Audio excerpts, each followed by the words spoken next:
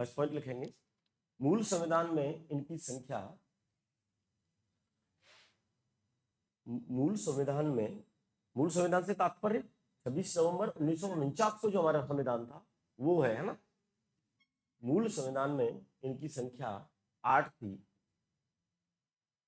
मूल संविधान में इनकी संख्या 8 थी, जबकि वर्तमान में इनकी संख्या, जबकि वर्तमान में इनकी संख्या, वर्तमान में इनकी संख्या 12 है। वर्तमान में इनकी संख्या 12 है, अर्थात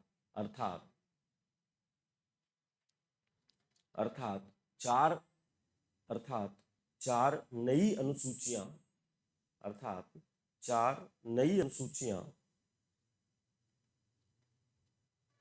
संविधान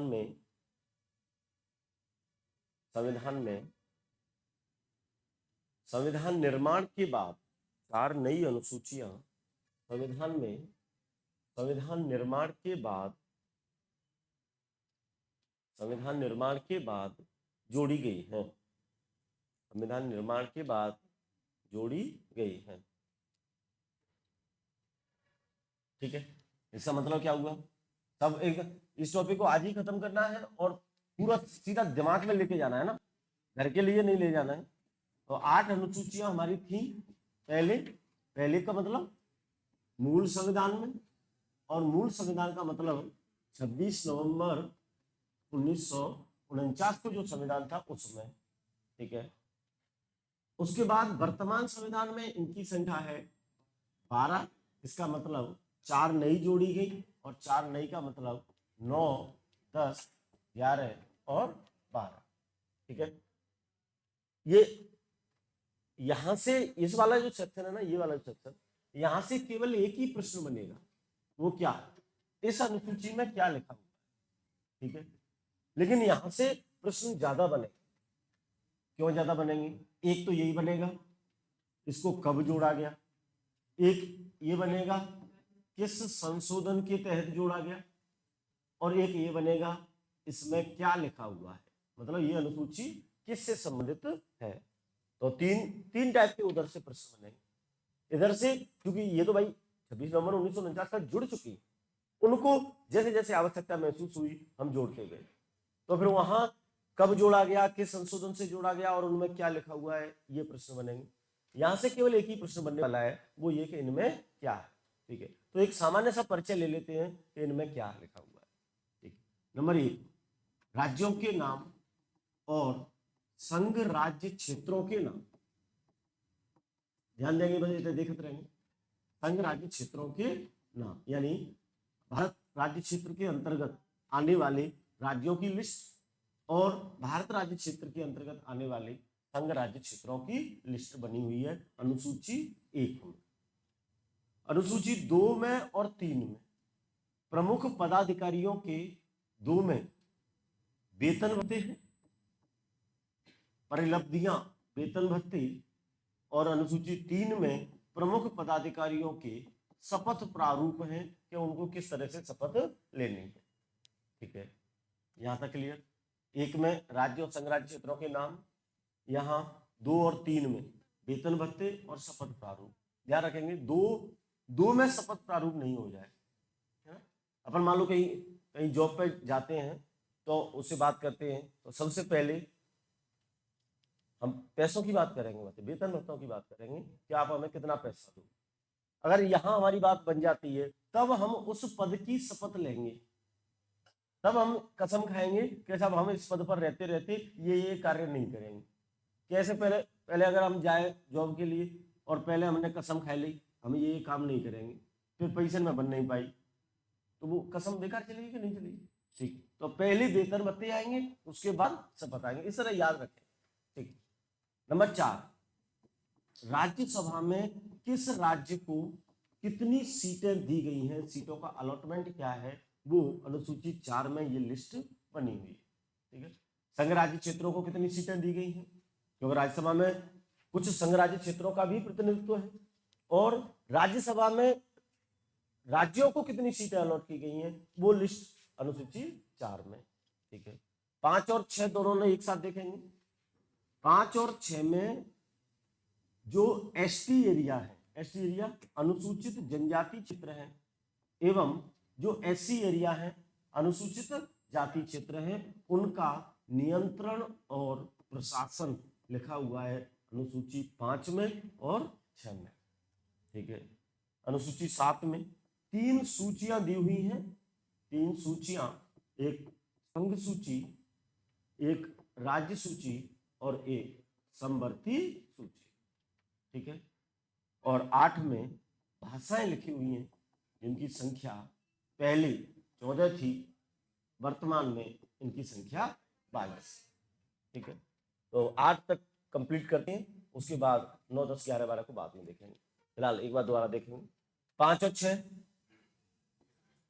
एसटी और एससी का प्रशासन लिखा हुआ है, तो 5 और 6 तो यहां से कवर हो जाता है। ठीक है, 2 और 3 वेतन भत्ते और शपथ प्रारूप।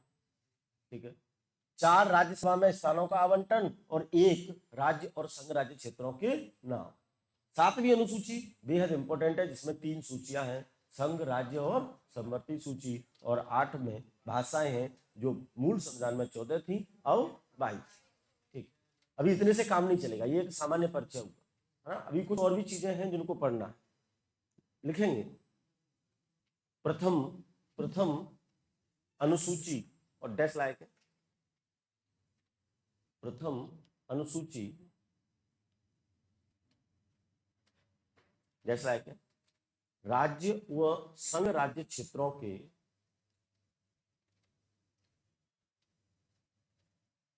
प्रथम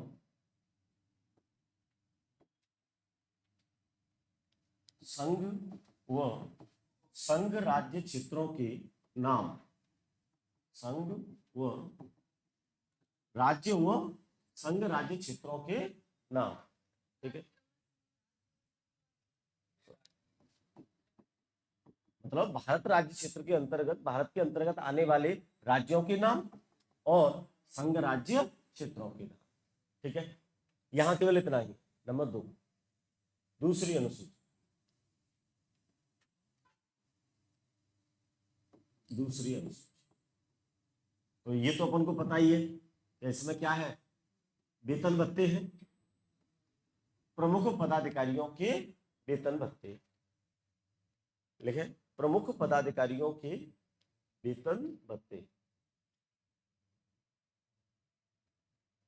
प्रमुख पदाधिकारियों के वेतन भत्ते। हो गया। अब जाना देखिए, अब वो पदाधिकारी कौन है, वहां से एक प्रश्न निकल सकता है जो कठिन प्रश्न होगा, तो अपन एक बार सामान्य सी नजर डाल दें तो वो कौन कौन है। तो एक तो है अपने राष्ट्रपति, इनको वेतन कितना मिलेगा, दूसरी अनुसूची में लिस्ट है। ठीक है, इसके अलावा लोकसभा अध्यक्ष और लोकसभा के उपाध्यक्ष। ठीक है, 2 ये हो गए। राज्यसभा के सभापति और राज्यसभा के उपसभापति। ठीक है, ये सिस्टम तो हो गया केंद्र सरकार से, केंद्र से इन लोगों को शामिल किया है। कौन कौन लिखेंगे नहीं, अभी नहीं ध्यान दे जाना, इधर ध्यान देंगे। राष्ट्रपति, लोकसभा अध्यक्ष और उपाध्यक्ष, और राज्यसभा के सभापति और उपसभापति।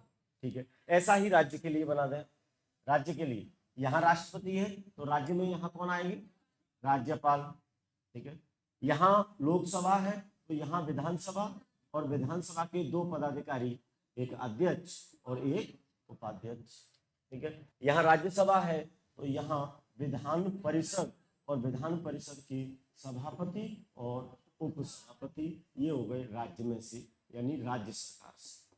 तो ये केंद्र सरकार से, और केंद्र सरकार का जस्ट कॉपी राज्य सरकार से। ठीक है, इसके अलावा एक आदमी और भी है, सुप्रीम कोर्ट, उच्चतम न्यायालय व हाई कोर्ट, उच्च न्यायालय के सभी न्यायाधीश। ठीक है, इनके वेतन कितना मिलेगा, लिस्ट में। और इसके अलावा एक नियंत्रक एवं महालेखा परीक्षक या CAG, नियंत्रक व महालेखा परीक्षक।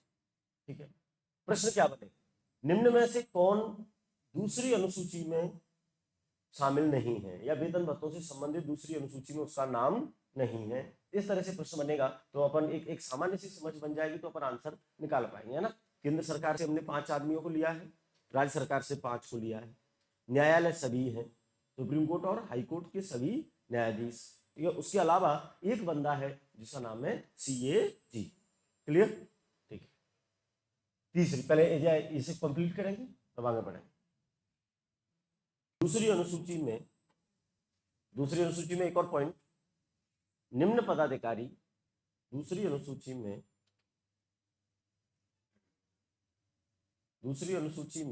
निम्न पदाधिकारी उल्लिखित हैं। दूसरी अनुसूची में निम्न पदाधिकारी उल्लिखित हैं, ऐसे बना है।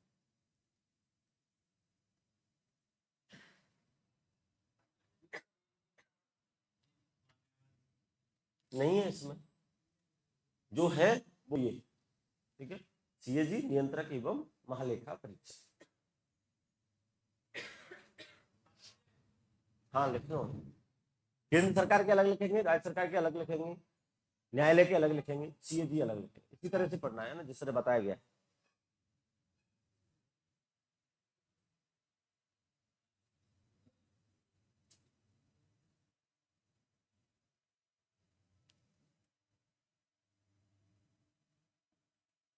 लोकसभा से 2, राज्यसभा से 2, विधानसभा से 2, विधान परिषद से,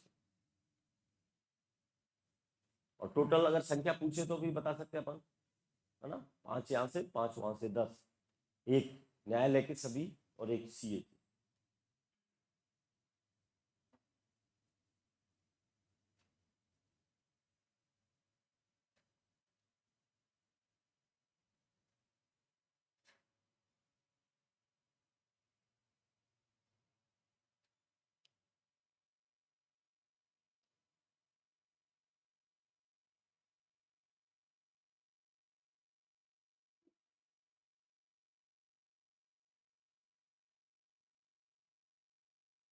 हो गया।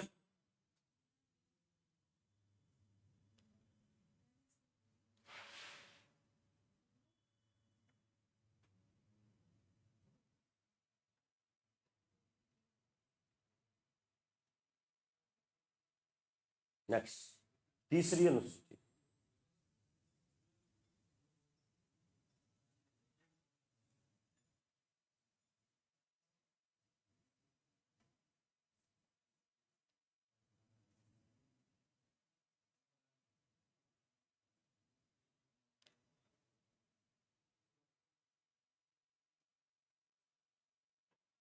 ठीक है भाई, थर्ड शेड्यूल या तीसरी अनुसूची। अब सामान्य रूप से तीसरी अनुसूची में क्या है पता ही अपन को, क्या है, शपथ के प्रारूप, है ना। लिखे तीसरी अनुसूची एजेंडा रहेंगे, लिखेंगे प्रमुख पदाधिकारियों के शपथ प्रारूप, प्रमुख पदाधिकारियों के शपथ प्रारूप, शपथ प्रारूप देख लें। अब वही समस्या, किन किन पदाधिकारियों के शपथ प्रारूप है, एक प्रश्न कठिन बनेगा लेकिन उसको भी अपन को करना है, ठीक है। दूसरी अनुसूची से कुछ डेटा लेंगे। दूसरी अनुसूची में ये 1 2 3 4 सेक्शन में अपने बांटा था, इन दोनों सेक्शंस को कॉपी कर रहे हैं ना।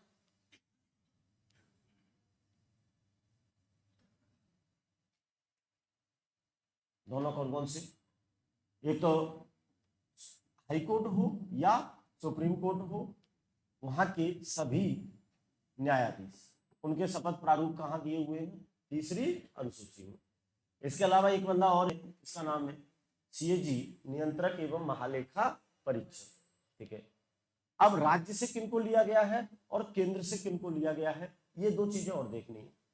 केंद्र से लिया गया है सभी केंद्रीय मंत्री, ठीक है। उसके अलावा संसद के निर्वाचन, ध्यान दियो, संसद के निर्वाचन हेतु जो अभ्यर्थी हैं वो, और एक सांसद, ठीक है। केंद्रीय मंत्री सभी, संसद के निर्वाचन हेतु जो अभ्यर्थी हैं उनके शपथ किस तरह ली जाएगी, वो फॉर्मेट है, और जो सांसद हैं उनका फॉर्मेट है। इधर देखें, इधर केंद्रीय मंत्री है तो इधर कौन है फिर, राज्य मंत्री। संसद के निर्वाचन हेतु अभ्यर्थी हैं और यहाँ विधानसभा के निर्वाचन हेतु अभ्यर्थी जो है उनके शपथ का फॉर्मेट अनुसूची 3 में। यहाँ सांसद हैं तो यहाँ कौन है, विधायक। ठीक है, हो जाएगा तैयार। दूसरी अनुसूची में से इन दो को तो हमने वहीं से ले लिया, सुप्रीम कोर्ट और हाई कोर्ट के न्यायाधीश एवं सीएजी, ये दूसरी और तीसरी दोनों ही अनुसूचियों में। ठीक है, उसके अलावा उधर राष्ट्रपति, लोकसभा के दोनों पदाधिकारी और राज्यसभा के दोनों पदाधिकारी थे, लेकिन यहाँ केंद्रीय मंत्री, संसद के निर्वाचन हेतु अभ्यर्थी और सांसद। अच्छा, ये दोनों बातें समझ में आ रही है क्या? इसका मतलब यह है कि चुनाव लड़ने से पहले जो शपथ का प्रारूप होगा वो ये वाला है, और चुनाव जीतने के बाद जब वो सांसद के रूप में शपथ ग्रहण करेगा तब वो प्रारूप ये वाला है। ठीक है, इस तरह दोनों अलग अलग। संसद का चुनाव लड़ने के लिए यदि अभ्यर्थी यदि तुम आए हैं तब आपको एक शपथ लेनी होगी। ठीक है, फिर आप चुनाव जीत गए, जब आप सांसद का पद ग्रहण करेंगे तब आपको एक शपथ लेनी होगी, और दोनों का फॉर्मेट क्या है, अलग अलग। ठीक है, तो ये टेबल बनाएंगे ऐसे। ये दो प्रश्न थोड़े कठिन है, इनको अपन को कवर करना है कैसे भी। बाकी ये तो बता ही देंगे, दूसरी अनुसूची में वेतन भत्ते हैं और तीसरी में शपथ।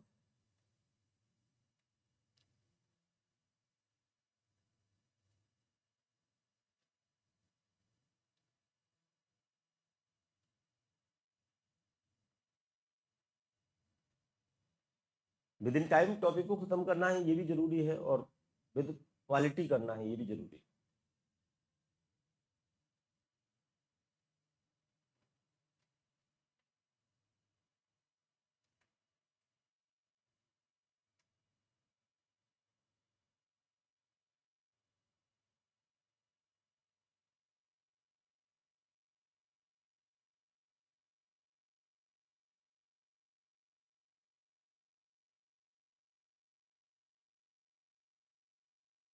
संसद के निर्वाचन हेतु अभ्यर्थी, विधानसभा के निर्वाचन हेतु अभ्यर्थी।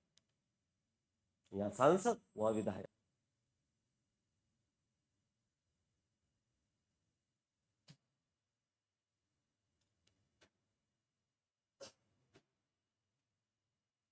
हाईकोर्ट और सुप्रीम कोर्ट के न्यायाधीश एवं सीएजी।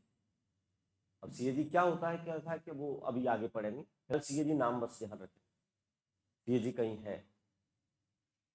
नेक्स्ट, 4th शेड्यूल, 4थी अनुसूची।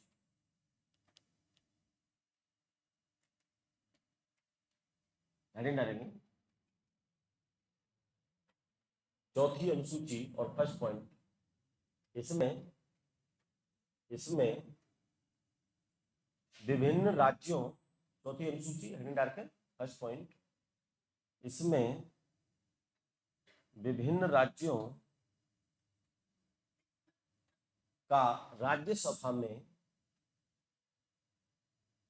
विभिन्न राज्यों का राज्यसभा में प्रतिनिधित्व,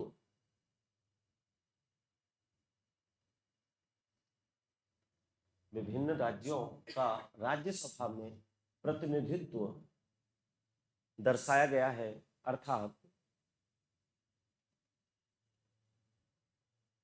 प्रतिनिधित्व दर्शाया गया है, अर्थात राज्यसभा में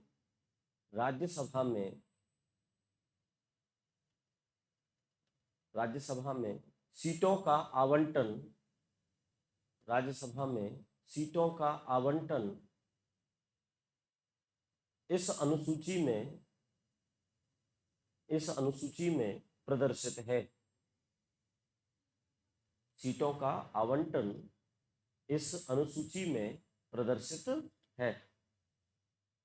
ठीक है, एक प्रश्न और बनेगा भाई, ये तो ये हो गया कि 4थी अनुसूची में क्या है, आप बता देंगे राज्यसभा में सीटों का आवंटन, लेकिन एक प्रश्न ये बनेगा राज्यसभा में जो सीटों का आवंटन है वो किस तरह से है। तो यहाँ थोड़ा सा आप ध्यान रखेंगे ना, ये देखना, ये लिस्ट है, एक Lok Sabha seat, assembly seat and Rajya Sabha seat, वो लास्ट वाली जो लाइन है उसे देखेंगे। आंध्र प्रदेश की 11, अरुणाचल प्रदेश से 1, आसाम से 7, बिहार से 16, तो इन सबको तैयार अपन को नहीं करना है ना, कुछ को तैयार करना है। एक तो इसमें से राजस्थान देखें, राजस्थान कहाँ है और कितनी सीट अलॉट की गई हैं राजस्थान के लिए, जिनको अनुसूची 4 में दिया गया है ना। तो राजस्थान को 10 सीट अलॉट है, किसके लिए, राज्यसभा के लिए। चाहे तो आप यहाँ और भी डेटा देख सकते हैं, 25 सीट अलॉट है लोकसभा के लिए और 200 सीट अलॉट है विधानसभा के लिए। ठीक है, तो एक तो अपना ये वाला जो मैटर है इसको अपन को तैयार करना है। ठीक है, और इस लिस्ट में और भी कुछ इंपॉर्टेंट है। अभी आप शायद ध्यान हो आपको, यहाँ से आरएएस प्री 2023 में एक प्रश्न और था, है ना, और बहुत खतरनाक क्वेश्चन था। उसमें ये लिखा हुआ था कि यूनियन टेरिटरीज जो है, संघ राज्य क्षेत्र जो है, वहां से राज्यसभा के लिए कुल सदस्य 8 हैं, ऐसा कथन टाइप एक प्रश्न था, है ना। तो वो लगाना था वहां 8 सही है या गलत है, इस तरह से। अच्छा, एक उत्तर प्रदेश को पकड़ना है, क्यों, क्योंकि सर्वाधिक सीटें हैं, 31 सीटें लोकसभा के लिए हैं, राज्यसभा के लिए हैं, 80 सीट लोकसभा के लिए है और 403 सीटें विधानसभा के लिए। ठीक है, तो ये तो 2 पॉइंट ये हो गए। अच्छा, यूनियन टेरिटरीज को देखना है हमें, इनमें से इस लिस्ट में संघ राज्य क्षेत्र कितने हैं।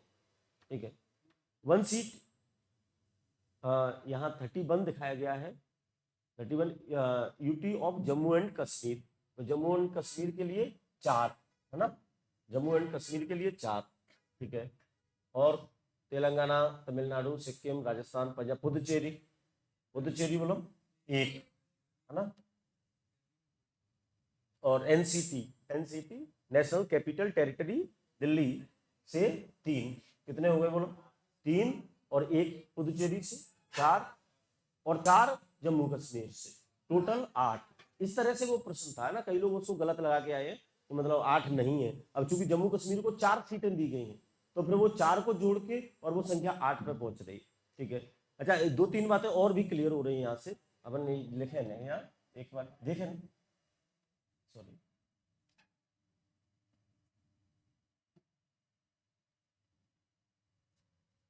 ध्यान है। 4th शेड्यूल में दूसरा जो प्रश्न है वो इस तरह से बनेगा, सीट अलॉटमेंट राजस्थान 10, ठीक है, उत्तर प्रदेश 31, ठीक है, इसके अलावा यूटीज यूनियन टेरिटरी संघ राज्य क्षेत्र और संघ राज्य क्षेत्रों में जम्मू एंड कश्मीर, बोलो कितनी सीट है, 4, पुदुचेरी 1 सीट, ठीक है, और NCT national capital territory Delhi को 3 सीटें दी गई है ना, 3 सीटें दी गई।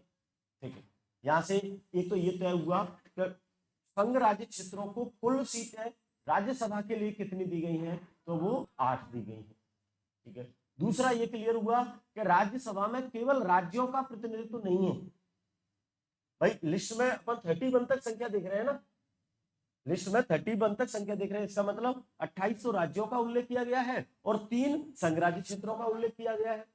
तो 28 राज्यों को सीट अलॉट की गई है और 3 संघ राज्य क्षेत्रों को अलॉट की गई है। इसका मतलब राज्यसभा का निर्माण केवल राज्यों से नहीं होता है, बल्कि 3 संघ राज्य क्षेत्रों से भी होता है।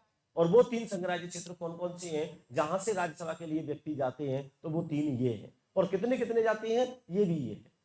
क्लियर बात। एक प्रश्न यहां से बनेगा, ये लिख लें, है ना, लिखेंगे राजस्थान को राज्यसभा के लिए, राजस्थान को राज्यसभा के लिए, राजस्थान को राज्यसभा के लिए 10, राज्यसभा के लिए 10, उत्तर प्रदेश को सर्वाधिक, उत्तर प्रदेश को सर्वाधिक 31, उत्तर प्रदेश को सर्वाधिक 31 सीटें आवंटित की गई हैं, 31 सीटें आवंटित की गई हैं। अगला पॉइंट एक और, संघ राज्य क्षेत्रों को, संघ राज्य क्षेत्रों को, संघ राज्य क्षेत्रों को राज्यसभा के लिए, संघ राज्य क्षेत्रों को राज्यसभा के लिए कुल कुल 8 सीटें, कुल 8 सीटें निम्नानुसार, कुल 8 सीटें निम्नानुसार आवंटित हैं, कुल 8 सीटें निम्नानुसार आवंटित हैं। दिल्ली 3, पुदुचेरी 1 और जम्मू एंड कश्मीर 4। क्या लद्दाख को राज्यसभा में सीटें अलॉट हैं? नहीं है। ठीक है, तो ये भी प्रश्न बन सकता है, निम्न में से किन संघ राज्य क्षेत्रों को सीट अलॉट है राज्यसभा के लिए, है ना। तो फिर वो केवल ये 3 है, पूछेगा इस प्रश्न को, है ना, ध्यान रखें। अब ये तो ये आरएस में पूछ ही लिया है ना, अब अपने लिए वहां कथन वाइज बना के पूछा, अपने लिए डायरेक्ट पूछ लेगा कितनी सीटें हैं, 8, बस बात खत्म हो गया यहां तक। ठीक, अनुसूची 1 को क्लियर किया, राज्यों के नाम, संघ राज्य क्षेत्रों के नाम। 2, वेतन भत्ते, और किस किस के वेतन भत्ते, वो लिस्ट भी तैयार होनी चाहिए। 5 हमने केंद्र से लिए हैं, 5 राज्यों से लिए हैं, 1 सभी न्यायाधीश हैं और 1 सीएजी। ठीक है, अनुसूची 3 शपथ प्रारूप, और शपथ प्रारूप में कौन कौन से पदाधिकारी हैं? 3 नाम केंद्र से हैं, सभी मंत्री, संसद के निर्वाचन हेतु अभ्यर्थी एवं सांसद।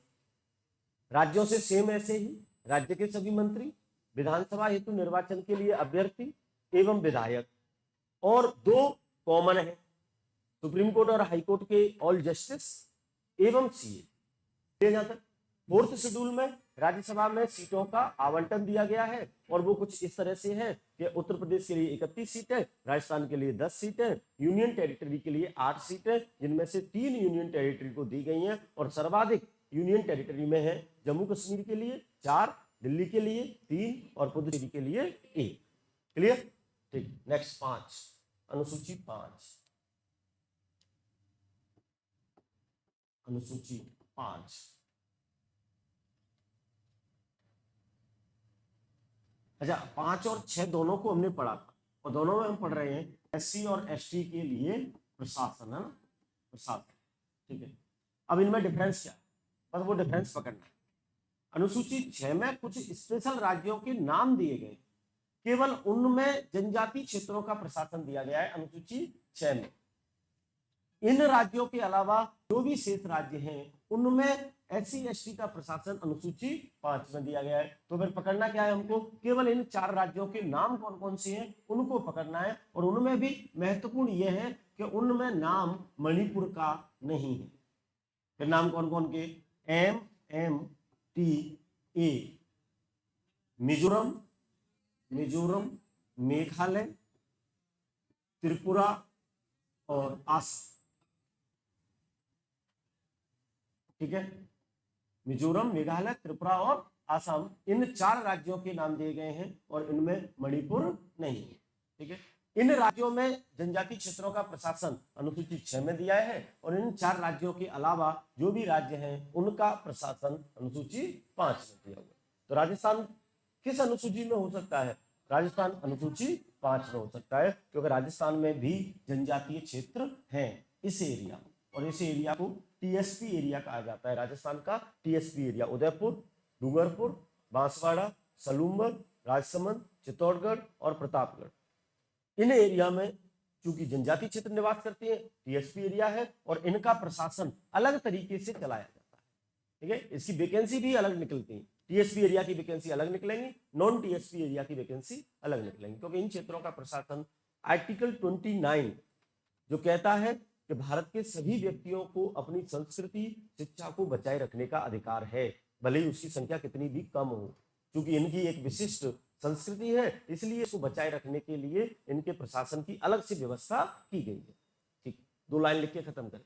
अनुसूची 5 डेस लाइन, अनुसूची 5, अनुसूचित जाति एवं अनुसूचित जाति एवं अनुसूचित जाति एवं जनजाति, अनुसूचित जाति एवं जनजाति क्षेत्रों के, अनुसूचित जाति एवं जनजाति क्षेत्रों का प्रशासन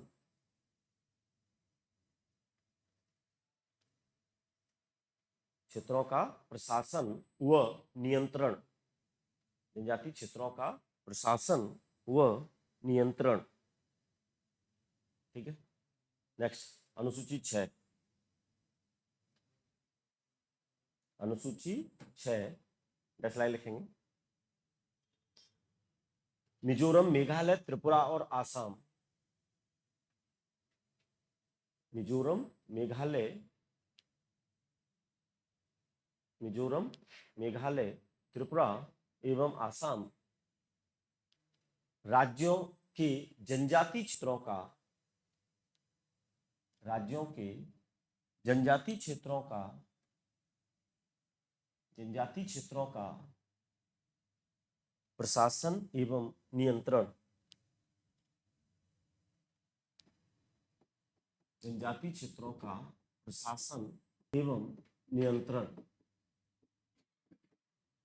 ठीक है, 7वीं डैश 3 सूचियां हैं,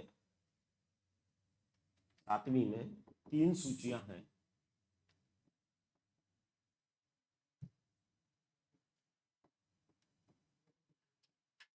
अगर सिंपल क्वेश्चन पूछता है तो अपन जवाब दे पाएंगे अनुसूची 7 में क्या है, तो ये 3 सूचियां हैं, लेकिन इसके अंदर भी जा सकता है।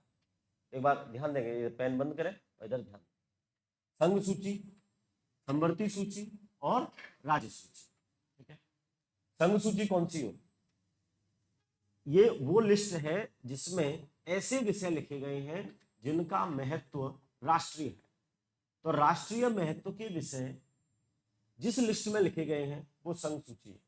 ठीक है, ऐसे विषय जिनका महत्व स्थानीय है, उन विषयों को जिस लिस्ट में लिखा गया है वो राज्य सूची है। और ऐसे विषय जिनका महत्व राष्ट्रीय भी है व स्थानीय भी है, लोकल महत्व भी है और राष्ट्रीय महत्व भी है, उनको लिखा गया है समवर्ती सूची में। ठीक है, इस लिस्ट के विषयों पर कानून बनाने का अधिकार केंद्र का है, इस लिस्ट के विषयों पर कानून बनाने का अधिकार राज्य का है। यहां कानून केंद्र व राज्य दोनों बना सकते हैं, लेकिन यदि मतभेद होता है, यदि मतभेद होता है तो केंद्र का जो कानून है वो मान्य किया जाए। मतभेद होने का तात्पर्य क्या है? क्या यहां मतभेद हो सकता है, संघ सूची पर मतभेद हो सकता? नहीं हो सकता, क्योंकि वो तो भाई केंद्र बनाएगा ही। राज्य सूची पर मतभेद नहीं हो सकता, क्योंकि राज्य बनाएगा, केंद्र बनाएगा ही। लेकिन यहां एक ही विषय पर यदि केंद्र और राज्य दोनों ने कानून बना दिए हैं और दोनों के कानून एक दूसरे के विरोधाभासी हैं, तब कहा जाएगा कि मतभेद है। मतभेद का मतलब केवल इतना नहीं है कि एक ही विषय पर दोनों ने कानून बना दिए। यदि दोनों के कानून सेम है तो हम मतभेद कैसे कह दें? एक ही विषय पर दोनों ने, जैसे कृषि कानून केंद्र ने बना दिए और राज्य ने बना दिए, उसे जस्ट अपोजिट, तब हम कहेंगे कि अब मतभेद की स्थिति है और इस स्थिति में केंद्र का कानून जो है वो मान्य किया जाएगा। ठीक है, यहाँ क्योंकि राज्य बना ही रहे हैं तो यहाँ कोई दिक्कत ही नहीं है। ठीक है, एक पॉइंट और देखें।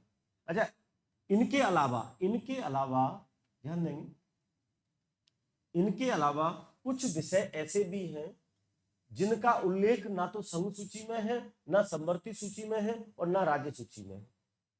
अपन ने क्या किया, शुरुआत में जब हमने शक्ति पृथक्करण किया, इन सूचियों को बनाया, तब हमने क्या किया था कि जितने भी विषय थे उन सब में से एक एक विषय उठाते गए, चेक करते गए।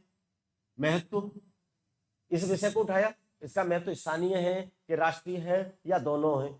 यदि इसका महत्व राष्ट्रीय है, संघ सूची में डाल दिया। यदि इसका महत्व स्थानीय है, राज्य सूची में डाल दिया। यदि इसका राष्ट्रीय और स्थानीय दोनों ही महत्व है, समवर्ती में डाल दिया। इस तरह हम एक एक उठाते गए और डालते गए और एक समय ऐसा आया कि ये पूरी टोकरी जो थी ना वो खाली हो गई और हमने पूरे तीनों लिस्ट तैयार कर दी। ठीक, क्या इसके अलावा अब कोई और विषय ब्रह्मांड में नहीं बचा है? भाई बचा है, हो सकता है कि वो हमारी नजर में नहीं हो या हमारी टोकरी में नहीं हो, या हम अपनी टोकरी को कंप्लीट माने कि हमारी टोकरी में ब्रह्मांड के सभी विषय हैं। नहीं मान सकते ना, कुछ चीजें ऐसी भी हैं जो समय के साथ अचानक से उत्पन्न होती है और हुई भी थी। जब हमने इन लिस्ट को तैयार किया था, 7वीं अनुसूची भाई 1949 से पहले की है, क्योंकि मूल संविधान में है, मूल संविधान में है तो 26 नवंबर 1949 से पहले बनाई गई है। ठीक है, उस समय एक साइबर क्राइम, साइबर अपराध जैसा विषय था ही नहीं, क्योंकि कंप्यूटर था नहीं, इंटरनेट था नहीं, लैपटॉप थे नहीं, मोबाइल थे नहीं। वो तो हमने उस विषय को कहीं नहीं लिखा, क्योंकि वो विषय ही अस्तित्व में नहीं था। फिर हमने जब जब जैसे जैसे इन चीजों का इनोवेशन हुआ, आविष्कार हुआ, तब हमने एक नया समाज में एक नया अपराध देखा, और वो था साइबर क्राइम। किसी के मोबाइल को लिया और उसके मोबाइल से पासवर्ड खोल के और उसके पेटीएम से या फोन पे से पैसे अपने में ट्रांसफर कर लिए। ये क्या है? ये साइबर फ्रॉड है। फिर एक मान लो मामला गया, एफआईआर गई पुलिस थाने में, तो पुलिस थाने ने कानून ढूंढना शुरू किया कि इस पर क्या सजा दी जाए इस आदमी को। देखा तो कानून में इसका जिक्र ही नहीं था। फिर जब बात ऊपर उठी तब हमने कहा कि भाई इस पर तो कानून बनाया जाना चाहिए। अब समस्या ये आ रही है कि कानून कौन बनाए। सूची में तलाश किया, नहीं था। राज्य में तलाश किया, नहीं था। समवर्ती में नहीं था। अब कानून कौन बनाए? केंद्र बनाए या राज्य बनाए? ये बड़ा समस्या होगी। तब हमने ऐसे विषयों को हम कहते हैं क्या? अवशिष्ट अवशिष्ट विषय। और अवशिष्ट विषय का मतलब ऐसे विषय जो इन तीनों सूची में से किसी में नहीं है। भले ही अवशिष्ट विषय में अब लिस्ट तो बनी नहीं होगी, अवशिष्ट विषय में कितने हैं ये तो अपन नहीं कह सकते ना, ये तो कितने भी हो सकते, अचानक से कोई उत्पन्न हो गया वो हो गया। और अवशिष्ट विषयों पर कानून बनाने का अधिकार किसको दिया गया है? केंद्र को दिया गया है। ये बात आप ध्यान रखेंगे। पहली बात, अवशिष्ट विषय किसे कहते हैं? जिनका उल्लेख तीनों सूचियों में नहीं है। और अवशिष्ट विषयों पर कानून बनाने का अधिकार किसका है? केंद्र सरकार का है। क्लियर जहां तक? ठीक, लिखेंगे ऐसे लिखेंगे, ऐसे ही बनाया जाए।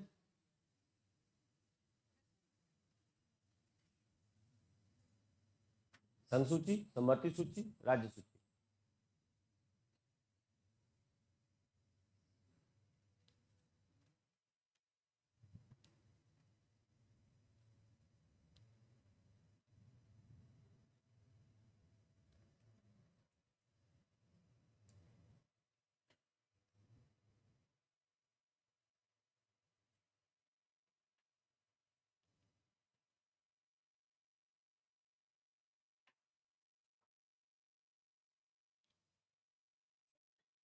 केंद्र कानून बनाता है। राष्ट्रीय महत्व के विषय, ऐसा कंप्लीट करना सेंटेंस है ना। राष्ट्रीय महत्व के विषय है। कानून कौन बनाता है? केंद्र इन पर कानून बनाता है। ठीक है। राष्ट्रीय और स्थानीय महत्व के विषय है और इन पर कानून केंद्र और राज्य दोनों बना सकते हैं, लेकिन मतभेद होने पर केंद्र का मान्य होगा। यहाँ स्थानीय महत्व के विषय है और राज्य इन पर कानून बनाता है।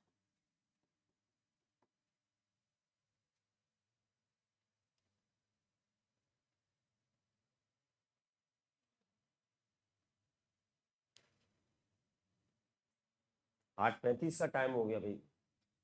हाँ, अपन टारगेट काउ टारगेट ले लें, पूरा ही ना कर पा रहे हैं, क्या चक्कर चल रहा है।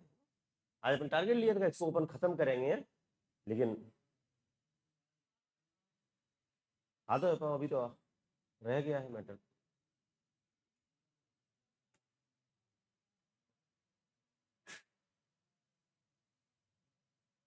हो गया, या खत्म करें? अच्छा, वर्तमान में यहाँ विषयों की संख्या 97, 66 और 41, सॉरी 47, 47, 97, 66, 47 विषय थे। कब? मूल संविधान में ना, मूल संविधान में 97, 66 और 47। ठीक। इन प्रेजेंट वर्तमान में क्या कंडीशन है? यहाँ 100, यहां से हमने 5 विषय इधर दे दिए है ना।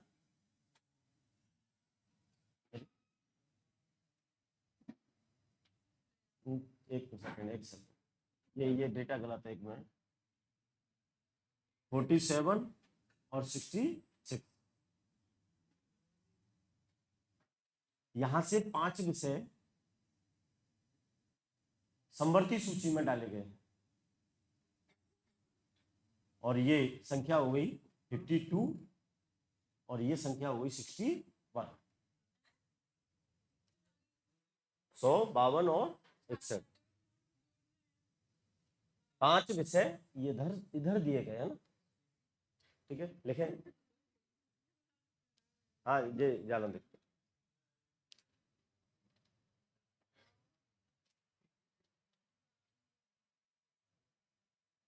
हो गया यहाँ तक। अच्छा, एक प्रश्न बनेगा भैया ना, थोड़ा ध्यान देंगे इस पर। संघ सूची में कौन कौन से विषय हैं, राज्य संवर्ती सूची में कौन कौन से विषय हैं, और राज्य सूची में कौन कौन से विषय हैं, ठीक है। एक प्रश्न यहाँ से और लिख लेगा, और उसका भी कोई इलाज करते हैं, है ना। नोट डाल के एक लाइन लिखें, नोट लगा के। अवशिष्ट विषय, अवशिष्ट विषय, अवशिष्ट विषय, अवशिष्ट विषय ऐसे विषय हैं, अवशिष्ट विषय ऐसे विषय हैं जिनका उल्लेख, अवशिष्ट विषय ऐसे विषय हैं जिनका उल्लेख तीनों सूचियों में नहीं है, जिनका उल्लेख तीनों सूचियों में नहीं है। इन पर कानून बनाने का अधिकार, इन पर कानून बनाने का अधिकार, इन पर कानून बनाने का अधिकार केंद्र का है, इन पर कानून बनाने का अधिकार केंद्र का है। सेकंड पॉइंट, नोट में सेकंड पॉइंट, 5 विषय 42वां संशोधन, 42वां संशोधन 1976 1976, 5 विषय 42वां संशोधन 1976 से समवर्ती सूची में, समवर्ती सूची में जोड़े गए। 5 विषय 42वां संशोधन 1976 से समवर्ती सूची में जोड़े गए। और वो विषय कौन कौन से?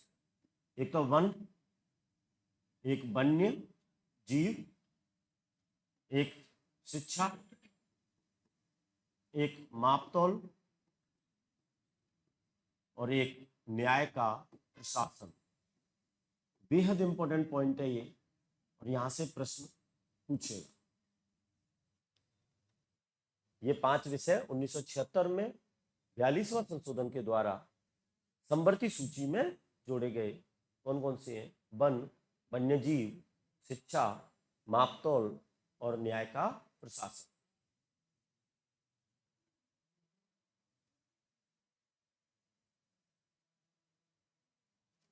हो गया? लिख लिया सबने? ठीक है, पेन बंद करें, 2 मिनट में चालन दे। इधर से अपन शुरू कर रहे हैं। 5 विषय कौन कौन से हैं? 42वां संशोधन 1976 से जोड़े गए ये 5 विषय हैं। पांचों के नाम रटे होने चाहिए। तो एक प्रश्न जो अपन चर्चा कर रहे हैं ना, कि ये प्रश्न पूछा जा सकता है, निम्न में से कौन सा विषय संघ सूची में है, कौन सा राज्य में, कौन सा समवर्ती में। तो उनमें जो विकल्प देगा ना, वो विकल्प ये होंगे। इनका आपको पता होना चाहिए कि ये न तो राज्य सूची में है और न ही संघ सूची में है। ये बात समझ में आ रही है? एक प्रश्न लिखे उन्होंने फटाफट, एक क्वेश्चन ओनली। निम्न में से कौन सा विषय संघ सूची का नहीं है? निम्न में से कौन सा विषय संघ सूची का नहीं है? अपना आंसर अपने पास ही रखेंगे और ये गलत नहीं होना चाहिए। निम्न में से कौन सा विषय संघ सूची का नहीं है? ए रक्षा, बी विदेश, सी शिक्षा और डी संचार, कम्युनिकेशन। अपना आंसर अपने पास।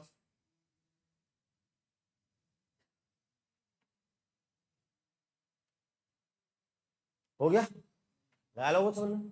अच्छा, ऐसे कितने स्टूडेंट हैं जो या प्रश्न छोड़ के आवेंगे? छोड़ के आवेंगे? छोड़ के तो कौन आ रहा?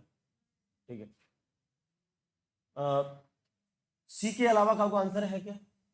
सी के अलावा किसी का आंसर नहीं है, ठीक।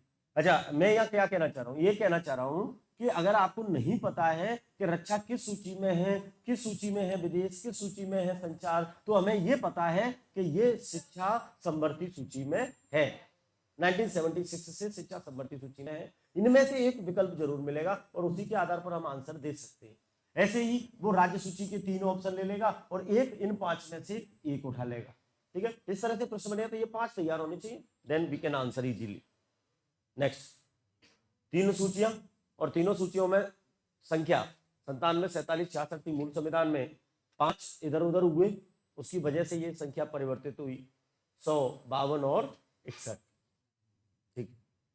अनुसूची 5 इंपोर्टेंट है, उससे अधिक इंपोर्टेंट है 6, और 6 में अधिक इंपोर्टेंट है कौन कौन से राज्यों के बारे में है 6, और उनमें मणिपुर नहीं है, ध्यान रखें। चौथी अनुसूची राज्यसभा में सीटों का आवंटन, राजस्थान से 10, यूपी से 31 और यूनियन टेरिटरी से 8, उनमें 3 यूनियन टेरिटरी शामिल है, जिनमें दिल्ली 3, पुदुचेरी 1 और जम्मू कश्मीर 4। थर्ड अनुसूची शपथ प्रारूप, किनके शपथ प्रारूप, वो लिस्ट अपने तैयार की। सेकेंड अनुसूची वेतन भत्ते, लेकिन किनके वेतन भत्ते, वो लिस्ट अपने तैयार की। और प्रथम अनुसूची संघ के नाम एवं संघ राज्य क्षेत्रों के नाम, ठीक है। तो कल की क्लास में अपन चैप्टर खत्म करेंगे, है ना। अगर 7:30 से क्लास शुरू हो जाती तो शायद हो सकता है कि ये कंप्लीट हो जाता, ठीक है। Thank you. ज्योग्राफी निकल